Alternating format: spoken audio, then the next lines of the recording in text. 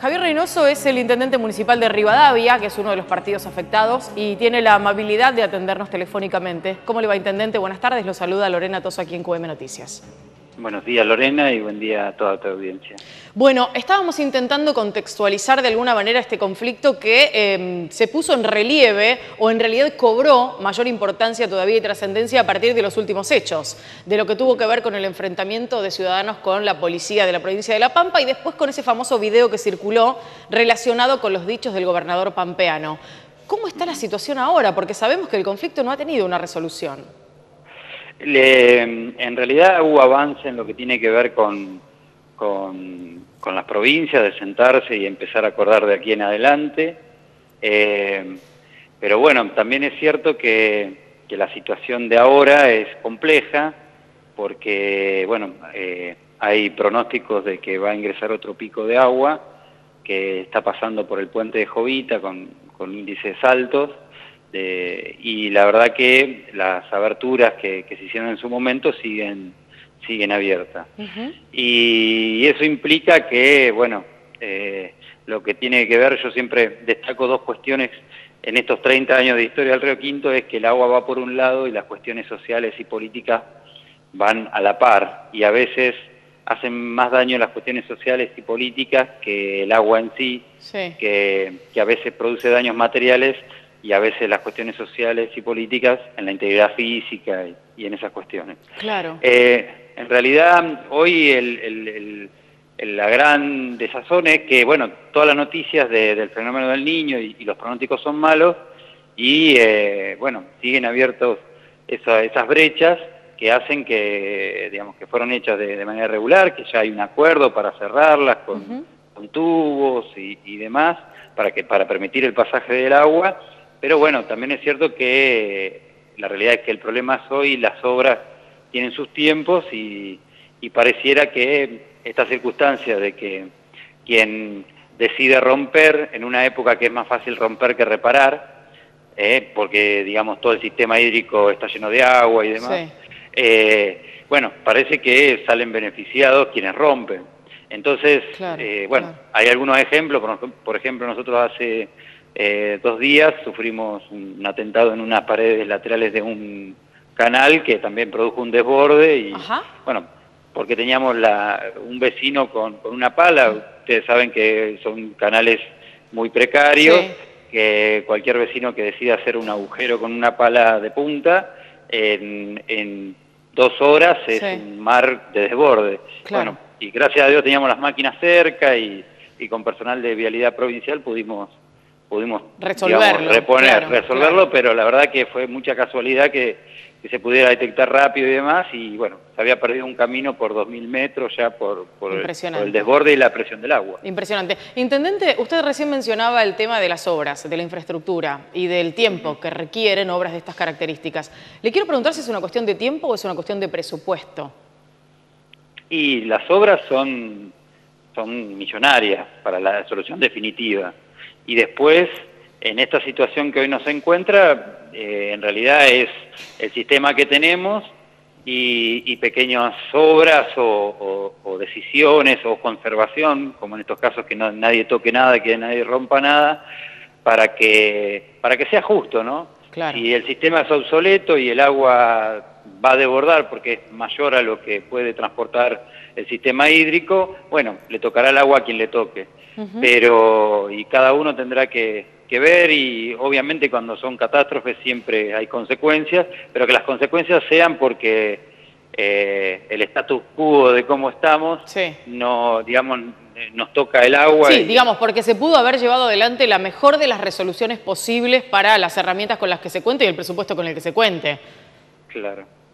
Intendente, recién veíamos algunas imágenes de lo que fue aquella reunión en la que la convocatoria contempló al gobernador de la provincia de La Pampa, Carlos Berna, estaba el vicegobernador de la provincia de Buenos Aires, Daniel Salvador. Se habló de instancias en las que convocar también a los gobernadores y a las autoridades de la provincia de San Luis y de Córdoba por el tema de cuál es el curso del Río Quinto en este caso. Y después de esas imágenes sonrientes en las que parecía todo tener alguna suerte o un viso de acuerdo, aparecieron las filmaciones en las que el gobernador Carlos Berna de alguna forma admitía que estaba dispuesto a inundar la provincia de Buenos Aires. ¿Cómo le cayeron a ustedes estas declaraciones? Y a mí, digamos, no gratamente, sobre todo porque estoy muy cerca y podría ser convocado a cualquiera de esas reuniones. Y bueno, y por lo menos que se haya escuchado mi posición. Yo directamente me encontré con las consecuencias, con las roturas, con los vecinos, digamos, heridos de bala de goma. Esa fue mi primera visión de todas esas decisiones que surgieron de esa reunión. Yo creo que, digamos, en realidad fue una decisión del gobernador que puede que haya hecho sus gestiones, haya tenido sus razones, pero que nunca puede, vuelvo a decir, el agua generalmente porque ha pasado también que sufra, que tenga víctimas, pero generalmente en este tipo de inundaciones y demás produce daño sobre los bienes. Claro. Que la intervención de la política o del Estado sea para producir daño sobre las personas es muy complejo y además... Y es paradójico además, ¿no? Se supone que los funcionarios votados además por el pueblo en elecciones democráticas están para justamente custodiar el bienestar de esos pobladores que lo votaron. Y evitar el mal mayor. Exactamente. Y yo creo que acá se produjo un mal mayor para evitar un mal menor en el sentido de que era una obra que se podría conveniar como lo hicieron posteriormente con las autoridades de la provincia de Buenos Aires, donde se acordó que alcantarillas van y demás, y realizarse con tiempo, no había ningún mal mayor que evitar. Obviamente sí hay posiciones encontradas entre los vecinos de Banderaló y de Sauce, sobre todo, que son del mismo distrito, o nosotros agua abajo, de que esas aberturas que se realizaban en la 188 habrían servido para descomprimir Banderaló, pero bueno, también es cierto que es una decisión que se podía tomar rápido, porque de un día para otro, lamentablemente por los hechos que ocurrieron el 9 de febrero, pudieron juntarse las autoridades y ir acordando cosas. Entonces, me parece que a veces,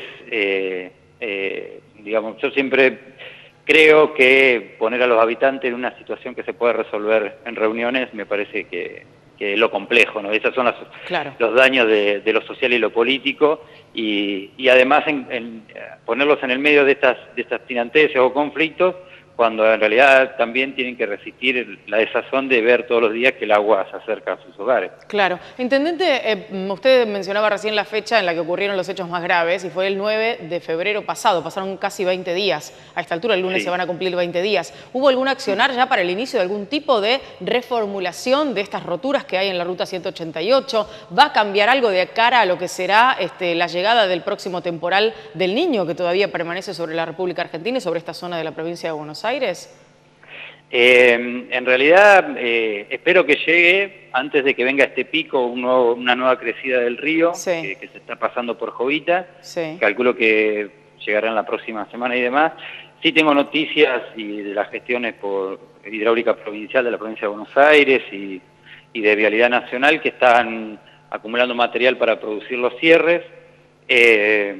La realidad es que lo que nosotros por ahí pedíamos, en el acta dice que en simultáneo se cierren. La obra del meridiano es mucho más rápida, es una obra de un día, y en las rutas es una obra de aproximadamente 10, 15 días. Y me parece lógico que la reparación del meridiano se haga. Obviamente, cuando digo reparación, no es, ya se acordó que se va a poner un tubo, que el agua puede pasar, pero que se hiciera de inmediato porque, bueno, ese es el agua que ingresa a la provincia de Buenos Aires, y me parece que al no tener que estar esa brecha, me parece que después no hay que buscar posicionamientos o conveniencias, la reposición y listo. Claro. Y que hoy es un foco de conflicto, ¿no? Claro, yo lo escucho contar estos detalles y pienso en la fecha en que se inició todo este conflicto por el río Quinto, y la realidad es que uno no deja de pensar en la enorme desidia que se ha producido por parte de todos los gobiernos que han pasado desde 1979 hasta hoy, sin resolver la cuestión de fondo y dejando de por en medio a los pobladores afrontar este terrible problema que es que el agua ingrese en tu vivienda, en tu campo, en tu casa, en tu población, perder muchas cosas. La realidad es que uno no puede dejar de pensar en eso. Yo estoy esperanzado, he hablado con la autoridad hidráulica de la provincia de Buenos Aires y se están elaborando proyectos. Estoy muy esperanzado en que las obras se hagan definitivamente, Pero yo tengo 38 años y crecí en estos 30 años viendo siempre estas imágenes, ¿no? Que siempre que venía el agua llegaba gendarmería, empiezan los conflictos entre distritos, aguas arriba y aguas abajo, la rotura, vecinos que deciden romper o cometer delitos, bueno, en este caso conflicto entre provincias. Esto lo hemos vivido durante 30 años. Claro. Y la verdad que hoy es difícil como autoridad, yo tengo la confianza, pero es difícil transmitirla a los vecinos de que esto va a cambiar, porque todos hemos crecido con esta historia que se ha venido repitiendo. Ojalá sea el comienzo, creo que las provincias se sienten y empiecen a acordar y que cuando pase el agua se sigan juntando y sigan resolviendo. Es un buen comienzo. Espero que eso pase, quiero pensar siempre en positivo y para adelante, pero bueno, también es cierto que tenemos que resolver un montón de cosas que están pasando ahora, que no hay que resolverlas con violencia, que hay que reconocer los errores, sobre todo las autoridades a veces impulsado por los pueblos o por intereses particulares, porque también hay intereses en lo que tiene que ver con la producción. Sí. Nos vemos imbuidos en decisiones, digamos, que no son limpias, Claro. por la presión, por la cercanía, sobre todo los intendentes, bueno, el gobernador de La Pampa, calculo que también es una provincia que los productores tienen llegada, que los vecinos tienen llegada, y eso hace que a veces las decisiones no sean acertadas o que estén influidas por variables que no son las más puras para tomar decisiones, y menos con el agua encima, ¿no? Por supuesto. Intendente, ya que habló de la producción y mencionó este tema, que es una temática de preocupación siempre en la provincia de Buenos Aires, en materia agropecuaria, con todo lo que venimos viendo. Hace tiempo nosotros venimos siguiendo de cerca el tema de la producción tambera y lo que está sucediendo con el pedido para que se declare la emergencia. Sabemos que Rivadavia es un sector ganadero por excelencia. ¿Cómo está la ganadería allí por estas horas y en estos tiempos en cuanto a lo que significa la producción y lo que implica llevar adelante la tarea de producir ganadería, que implica muchos años, mucha inversión y demás?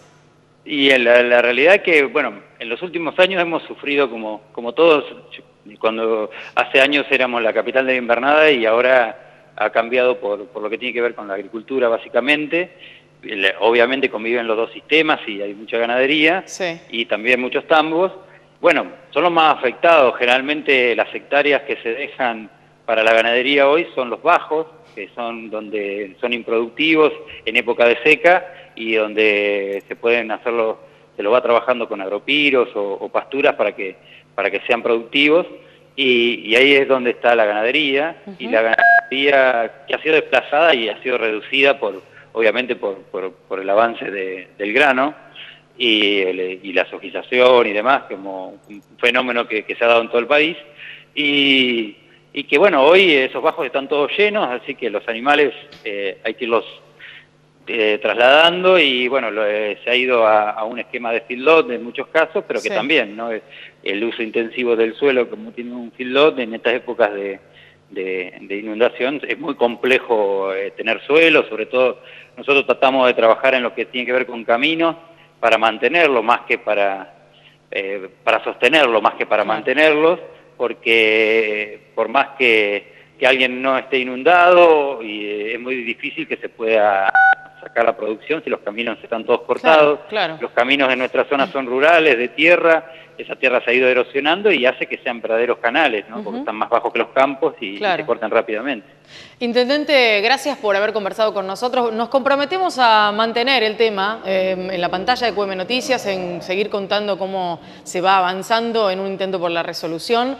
Ojalá que esta resolución llegue rápido. Son muchos años esperando que esto suceda, y para gente como yo, que conocemos a muchos de los habitantes de Rivadavia, tengo queridos amigos allí en América viviendo, la verdad es que esto es un tema recurrente y constante en las conversaciones de los pobladores, que necesitan en algún momento tener una resolución definitiva. Así que le quiero agradecer, y obviamente nuestro compromiso de seguir adelante con el tema. Bueno, muchísimas gracias a ustedes, y la verdad también el acompañamiento de un canal que tiene que ver con nuestra provincia, y que se hablen de estos temas que, como bien decías, son históricos, que por ahí, digamos, vienen cada tanto, cada año, y se pierden de la agenda, pero que exista un canal que hable de nuestras cosas de la provincia es muy importante. Muchísimas gracias. Gracias a usted, Intendente. Un placer. Hasta luego.